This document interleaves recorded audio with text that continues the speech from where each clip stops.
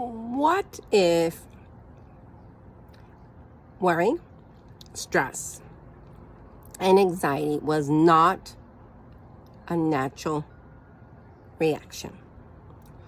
What if stress, worry, and anxiety was a reaction that was developed? What if your brain actually was well designed to navigate through anything to not have emotional distress? Does that interest you? Do you think, well, that's not possible? But what if it was? Would you like that?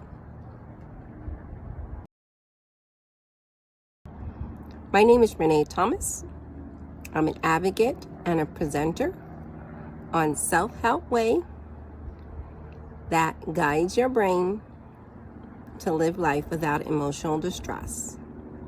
If you want to know the why and the how and get remarkable results, you can join the 3-day workshop. This 3-day workshop is held on Friday, Saturday, and a Sunday, 6 p.m. to 8 p.m. You are welcome to join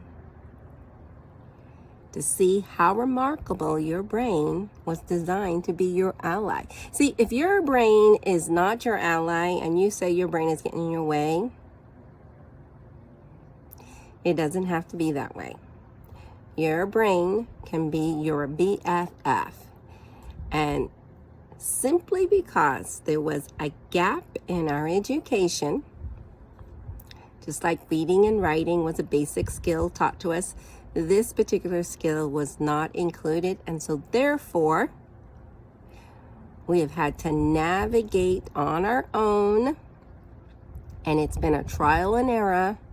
And the trial and error has been so intense that most people are afraid to address anything with their mind. They think their mind is too complicated and too scary. But you know what?